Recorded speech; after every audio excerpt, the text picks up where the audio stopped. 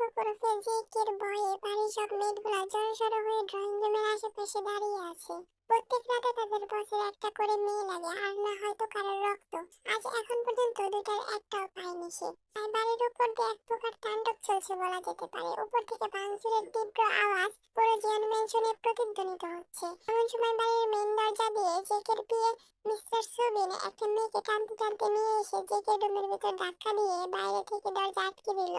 মুহূর্তের মধ্যেই ভাঙচুরের তীব্র আওয়াজ কমে গেল। মেয়েদের আর বোঝার বাকি রইল না, এখন এই তাণ্ডব ভেতরে দিয়ে আসা মেয়েটার উপর দিয়ে যাবে। সুবিন বাড়ির সব মেয়েদের কোয়ার্টারে যেতে বললে সবাই বেরিয়ে যেতে নিজেও বাড়ির মেন দরজা বাইরে থেকে আটকে চলে গেল গার্ড হাউসে। মেয়েটাকে ভিতরে দিতে জেকে এক প্রকার ঝাঁপিয়ে পড়ল।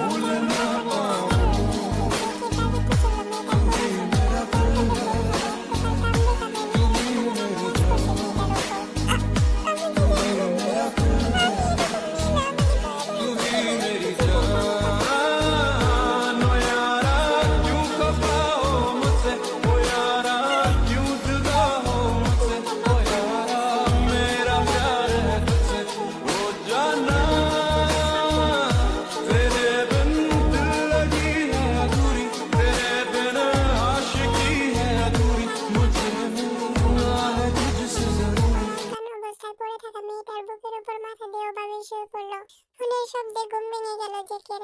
হাত বাড়িয়ে ফোন খুঁজতে লাগলো বিছানায়, তবে হাতে ফোন না পেলেও হাতে অস্বাভাবিক কিছুর অস্তিত্ব টের পেয়ে চট করে চোখ খুলে ফেললো জেকে। তবে চোখ খুলে নিজের সামনে নারী দেহের বক্ষপিণ্ড দেখে কেমন গোড় লেগে গেল তার। মুহূর্তে রাতে সব কথা মনে পড়ে গেল। মুখের সামনে থাকা মেয়েটার বক্ষ দেখে আবারও মুখ গুজে দিল জেকে। নিজের অস্তিত্ব এখনো মেয়েটার ভেতর অনুভব করতে পারে।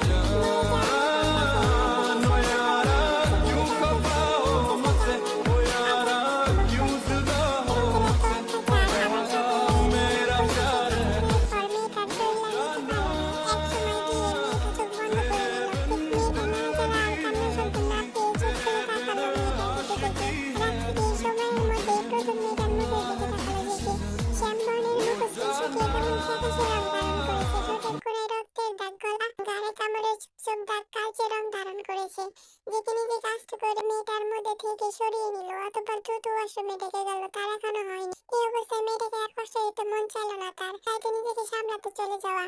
সুবিন সাহেব সহ বাড়ির সব মেয়েগুলো আজকে অবাকের চরম সীমানায় এসে পৌঁছে গিয়েছে। এর আগে তাদের বসকে তারা ফজরের আজানের পর বাড়িতে দেখেনি, অথচ আজকে সকাল 11টা বেজে গেছে কিন্তু এখনো তাদের বস নিচে নামছে না। এমনকি আজকের আগে কোনো মেয়ে জেকের পার্সোনাল রুমে জায়গা পায়নি, অথচ কালকের মেয়েটাকে নিয়ে এসে তার নিজের রুমে থেকেছে। জেকে ডাইনিং এ বসে খাবার খাচ্ছে আর ফোনে কিছু একটা করছে। এদিকে সবাই অবাক হয়ে তাকিয়ে দেখছে, কিন্তু সবার মধ্যে সুবিন সেই কখন থেকে কিছু একটা বলতে চেয়েও বলতে পারছে না ভয়ে। হোয়াট হ্যাপেন সুবিন, কি বলতে চাও বলে ফেলো, এমন করছো কেন? আসলে বস আসলে নকলে বাদ দিয়ে কি বলবে সেটা বলো সুবিন। বস কালকে আপনার কাছে যে মেয়েটিকে পাঠানো হয়েছিল সেটা আসলে অন্য কেউ ছিল। জেকে তীক্ষ্ণ দৃষ্টিতে তাকালো সুবিনের দিকে। সুবিন তাতেই বুঝে গেল এখন না বলে উপায় নেই। আসলে বস কালকে আপনার অবস্থা দেখে আমি লিসার কাছে কল দিই, কিন্তু লিসা বলে তোর ওই নরপিশাচ বসের কাছে কোনো মেয়ে যেতে রাজি না সুবিন। যে মেয়েকে একবার পাঠিয়েছিস সে তার পরের দিন হসপিটাল থেকেছে। দেখো লিসা, এত কিছু জানি না, আমাদের এখনই একটা মেয়ে লাগবে। ওকে আসো দেখতেছি বলে লিসা ফোন কেটে দেয়। আর আমি কয়েকটা ছেলেকে পাঠাই মেয়েটাকে আনতে। ছেলেরা বলে ওই মেয়েকে না এনে এই মেয়েটাকে তুলে নিয়ে এসেছে। মুহূর্তে মনে পড়ে যায় রাতে মেয়েটার বলা কথাগুলো। মেয়েটা বলেছিল সেই ধরনের মেয়ে না। কথাগুলো ভেবে জেকের ঠোঁটের কোণে মুচকি হাসি রেখা ফুটে উঠলো। তার ডিটেলস বের করো সুবিন, বস সব খোঁজ নেওয়া শেষ। সুবিনের কথা শুনে জেকে ব্রুকুসকে তাকায়। সুবিন দাঁত কেলিয়ে একটা হাসি দেয়। সে ভালো করে জানতো এসব জানার পর মেয়েটার খোঁজ জানতে চাইবে তার বস। হয়তো মেয়েটার কাছে থাকা ব্যাগ থেকে কাগজপাতি আর ফোন ঘেঁটে মেয়েটার সব খবর বের করেছে। কিম জেহান ডাকনামতে, বয়স 20, ইউনিভার্সিটিতে পড়ে। বাড়ি থেকে পালিয়ে এসেছিল এই শহরে 1 বছর আগে। এখানে আপন বলতে একটা বান্ধবী আছে। আর কিছু জানার দরকার নাই সুবিন। দুপুরে কোনো মিটিং থাকলে ক্যান্সেল করে রাতে দাও। বললে একজন মেয়েকে একটু গরম পানি করে রুমে দিয়ে যেতে বলে বেরিয়ে রুমে চলে গেল জাঙ্কুক। জাঙ্কুকের আদেশে মেয়েগুলো এসে পুরো রুম আগে ক্লিন করে দিয়েছে। বিছানার দিকে তাকানোর সাহস পায়নি তারা। দমিয়ে নিয়েছে নিজেদের ইচ্ছাকে। রুমে থাকা সিসিটিভি ক্যামেরা আছে, পাকনামি করতে গেলেই ধরা পড়ে যাবে। জেকে কাউচের উপর বসে তাকিয়ে রইল ঘুমন্ত তেল দেখে। ততক্ষণে একজন মেয়ে এসে দরজায় দাঁড়িয়েছে। জেকে উঠে গিয়ে গরম পানির পাত্র এনে রুম লক করে এগিয়ে গেল তের কাছে। অতঃপর গরম পানিতে পরিষ্কার কাপড় ভিজিয়ে তের পুরো শরীর পরিষ্কার করে দিয়ে আলমারি থেকে নিজের একটা শার্ট বের করে পরিয়ে দিল। বিকেলের দিকে চোখ খুলেছে তের। হাতে ভরতে উঠে বসতে চাইলো। ব্যথার কারণে মেয়েটা চিৎকার করে ওভাবে শুয়ে বোঝার চেষ্টা করলো কি হচ্ছে তার সাথে, এমন লাগছে কেন। মিটমিট করে চোখ খুলতে বুঝতে পারলো অচেনা কোথাও। হঠাৎ করে মাথা জিম করে উঠলো। মুহূর্তে মনে পড়ে গেল সব। চোখ দিয়ে অজর ধারায় নোনা পানি ঝরতে লাগলো। এমন কি পাপ করেছিল সে যার জন্য এত নিকৃষ্ট একটা শাস্তি পেতে হলো তাকে। তার কাছে আজ হারি করতে লাগলো মেয়েটা। মনে পড়ে গেল গতকাল বিকেলের কথা। সে প্রাণপ্রিয় বান্ধবীর সাথে বের হয়েছিল। এরপর আজকে তো তোর শরীরটা বেশি ভালো না বোন, তুই বরং বাসায় চলে যা, আজকে পড়াতে যেতে হবে না। নাজিমিন, সামনে ওদের মধ্যে কয়েকজনের পরীক্ষা, এই সময় প্রাইভেট মিস দিলে ওদের ক্ষতি হবে। তাছাড়া এখন আমি ঠিক আছি বলে জিমিনকে কিছু বলতে না দিয়ে সামনের দিকে হাঁটা ধরলো তাই। এখন এই সময় টিউশনি দুটো হাত ছাড়া করলে চলবে না তার। এগুলো দিয়েই নিজের খরচ চালাচ্ছে মেয়েটা। গ্রামের মেয়ে। বছর খানেক আগে বাড়ি থেকে জোর করে একজন মধ্যবয়স্ক লোকের সাথে বিয়ে ঠিক করেছিল বাবা মা। কিন্তু তার স্বপ্ন পড়ালেখা করে নিজের পায়ে দাঁড়ানো। চোখের সামনে পৃথিবীর নির্মম বাস্তবতা করে সম্পর্কে জড়াতে বাধা দেয় ওকে। বাবা মায়ের পায়ে ধরেও কাজ হয়নি সেদিন। নামই মাত্র বাবা মা ছিল। বাড়ির সব কাজ তাকে দিয়েই করাতো। এমনকি কাজে একটু ভুল হলে তের মা ওর গায়ে অব্দি হাত তুলতো। পালিয়ে আসার পর কলেজের এক বড় ভাইয়ের সাথে কথা বলে এখানে ইউনিভার্সিটিতে ভর্তি হইতে। আর সেখানে জিমিনের সাথে পরিচয়। তারপর থেকে তারা বেস্ট ফ্রেন্ড। টিউশনি শেষ হতে হতে আজ একটু বেশি দেরি হয়ে গিয়েছে। অন্ধকারে ফাঁকা রাস্তায় হাঁটছে। আনুমানিক রাত 8টা বাজে। ছাত্রীর মায়ের কথায় সামনে পরীক্ষা রেখে 1.5 ঘন্টা এক্সট্রা পড়িয়েছে সে।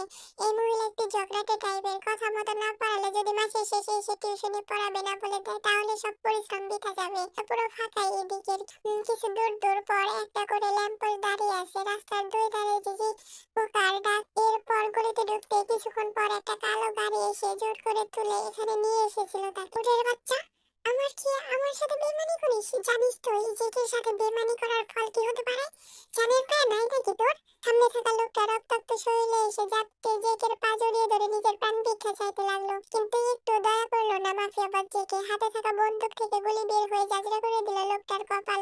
মুহূর্তের মধ্যে মাটিতে লুটিয়ে পড়লো লোকটা। সুবিনের ফোন বাজছে অনেকক্ষণ, কিন্তু জেকের সাথে এতক্ষণ ভেতরে থাকার জন্য ধরছিল না। বাহিরে এসে রিসিভ করতে ওপাশ থেকে ইউনজন বলে উঠলো, সুবিনের বাচ্চা, কখন থেকে কল দিয়ে যাচ্ছি, ধরছিস না কেন? ভালোভাবে কথা বলো ইউনজন, কাজের সময় ফোন দিয়ে ডিস্টার্ব করছো কেন? ম্যাম সব ভাঙচুর করছে সুবিন। আমরা খাওয়ানোর অনেক চেষ্টা করেছি তাকে, কিন্তু পারছি না। শুধু বলছে তাকে যেন এখান থেকে যেতে দেওয়া হয়। কি করব?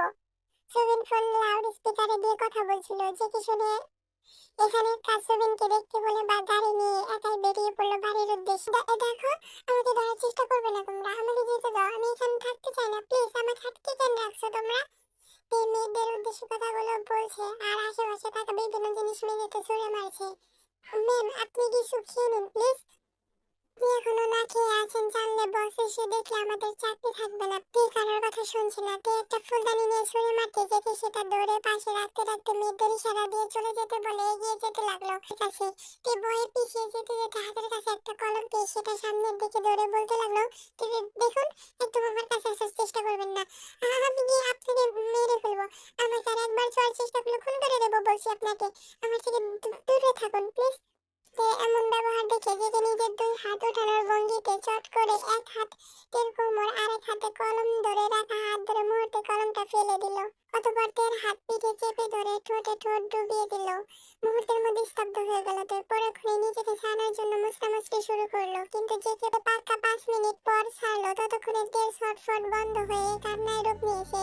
হেসে তুলে কান্না করছে মেয়েটা, যে আলতোভাবে নিজের বাহুতে আটকে ধরলো তের ছোট্ট শরীরটা। সোফার উপর বসে বুকে জড়িয়ে ধরে বসে রইল। তে এখনো হিসকি তুলে কান্না করছে, কিন্তু জেকের কেমন অদ্ভুত শান্তি লাগছে এই মেয়েকে বুকের মধ্যে রেখে। এই শান্তি পাওয়ার জন্য সে মরিয়া হয়েছিল বুঝি এতকাল। সে শান্ত হয়ে যেতে মেয়েদের ডেকে খাবার দিতে বললো। এর আগে ঘরে সবকিছু পরিষ্কার করে দিতে বললো। কয়েক মিনিটের মধ্যে সব পরিষ্কার করে খাবার দিয়ে রুম থেকে বেরিয়ে গেল সবাই। জেকে কোলে থেকে সোজা করে সোফার উপর বসিয়ে দিল তেকে। অতঃপর খাওয়ার জন্য ইশারা করলো, কিন্তু তে চুপচাপ বসে রইল। যদিও ক্ষুধায় পেট চুচু করছে, কিডন্যাপারের খাবার খাবে, কিছুতেই খাবে না। জেকে কিছু না বলে আঁকড়ে ধরলো তের ঠোঁট। এরপর ছেড়ে দিয়ে বলল, খাবার খেতে যদি দেরি করো তাহলে এরকম ভাবে আমারটা আমি খাবো। তে মনে মনে জেকেকে গালি দিতে দিতে দ্রুত খাবার খেতে লাগলো। সেটা দেখে জেকে মুচকি হেসে ওয়াশরুমে চলে গেল। আর শেষ হতে সোফার উপর হেলান দিয়ে শুয়ে পড়লো তে। পাক্কা 1.5 দিন পর খাবার পেটে পড়ায় শরীরে কেমন শান্তি লাগছে। রাজ্যের ঘুমে সে হানা দিচ্ছে চোখে। কখন যে ঘুমিয়ে পড়লো জানা নেই। জেকে কিছুক্ষণ পর তোয়ালে দিয়ে মুখ মুছতে মুছতে বের হয়ে দেখলো তে সোফার উপর বসেই ঘুমাচ্ছে। এগিয়ে গিয়ে সামনে থাকা সব খাবারের জিনিস গুছিয়ে নিচে রেখে আসলো। খাবে না সে, আজকে খেতে ইচ্ছে করছে না। রুমে এসে রুম লক করে তেকে আলতো করে উঠিয়ে শুয়ে দিল বিছানায়। এরপর লাইট বন্ধ করে তের পাশে শুয়ে তের মাথাটা নিজের বুকের সাথে জড়িয়ে ধরে কপালে একটা চুমু দিয়ে চোখ বন্ধ করলো জেকে। যে মাফিয়া মেয়েদের সহ্য করতে পারে না, বুকের বস্তু ছাড়া কিছু ভাবতে পারে না, সবসময় নেশার মধ্যে থাকে, সে আজ নেশা বাদ দিয়ে কোনো এক নতুন নারীর কাছে না গিয়ে কালকের মেয়েটাকে বুকে নিয়ে শুয়ে আছে। ব্যাপারটা জটিল। ভোরের আলো জানালার পর্দা ভেদ করে তের চোখে পড়তেই ঘুম ভেঙে গেল। তের চোখ খুলে নিজেকে জেকের বাহুতে বন্দি দেখে অবাক হলো। নিজেকে ছাড়ানোর জন্য চেষ্টা করে ব্যর্থ হলো। এক চুলো সরাতে পারছে না। নিজেকে ছাড়াতে গিয়ে হঠাৎ চোখ পড়লো জেকের ঠোঁটের নিচে থাকা তিলটার উপর। খুব করে ইচ্ছে করছে তিলটাকে ছুঁয়ে দিতে, কিন্তু কেন করবে সে এটা? মোটেও কিডন্যাপারের উপর এমন লুচ্চামি মানায় না। তে ধীরে ধীরে তাকালো জেকের মুখের দিকে। ফর্সা গায়ের রং, চোখ দাঁড়ানো সুন্দর লাগতা। ঘুমানো অবস্থায় কি নিষ্পাপই না লাগছে। অথচ এই নিষ্পাপ চেহারার আড়ালের ভয়ঙ্কর মানুষটার সাথে জেকের আগেই পরিচয় হয়েছে।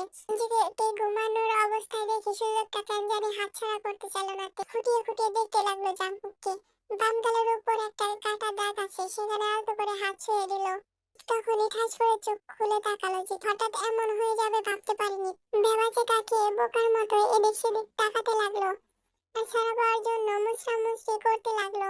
জেকে হাতের বাঁধন আগলা করতে এক ঝটকায় উঠে যেতে গেলে নিজের দিকে তাকিয়ে বেডে থাকা চাদর টান দিয়ে পেঁচিয়ে বসে পড়লো সে।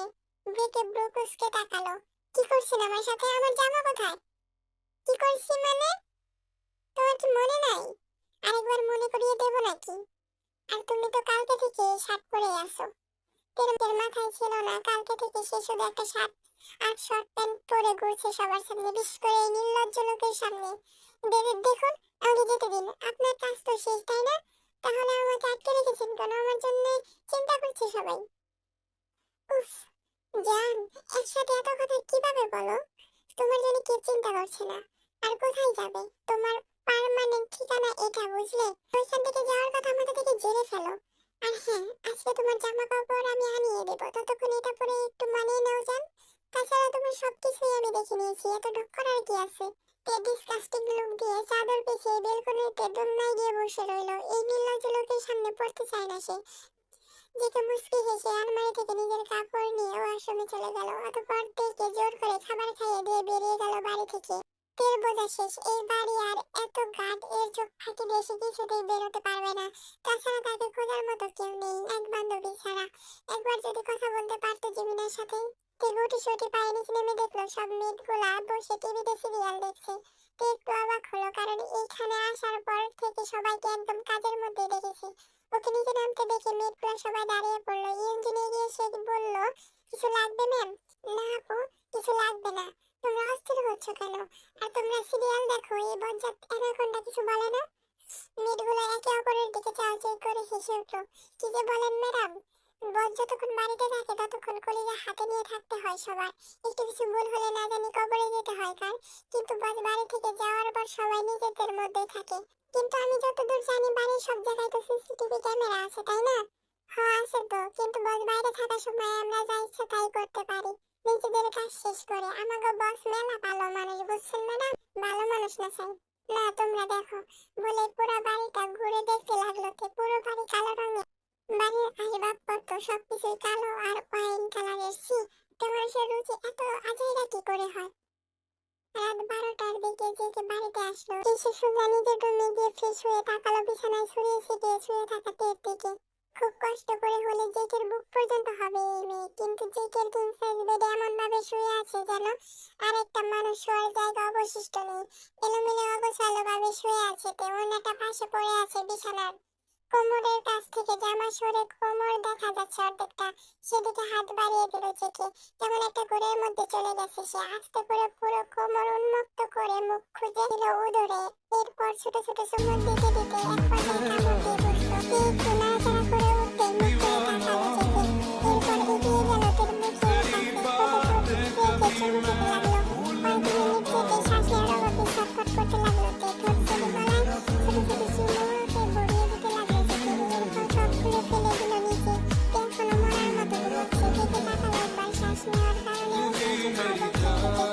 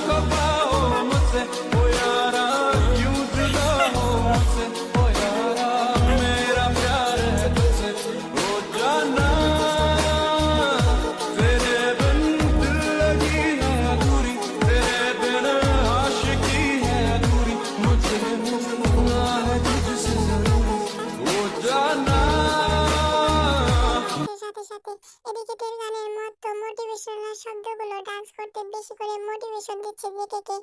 আর ভোর রাতে মাফিয়া বসের তাণ্ডব শেষ হলো। টেনে দিয়ে পড়েছে বিছানায়। জেকে তের মুখের দিকে তাকিয়ে হেসে কপালে চুমু খেলো। অতঃপর ফ্রেশ হয়ে উঠে নিচে গেল।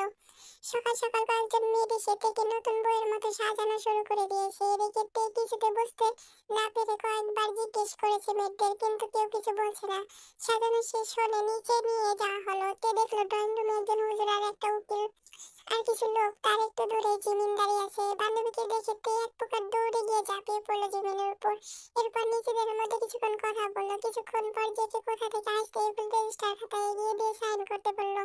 জেকে সাইন করে দেয়, কিন্তু তে বসে আছে চুপচাপ। জিমিন অনেক বুঝে সাইন করায়। এরপর ইসলামিক নিয়ম মেনে কাজীও বিয়ে পড়িয়ে দেয়। জেকে সবার মধ্যে বিয়ে শেষে তের কপালে একটা চুমু এঁকে দিয়ে জড়িয়ে ধরে। তে নিজেও শক্ত করে জড়িয়ে ধরে।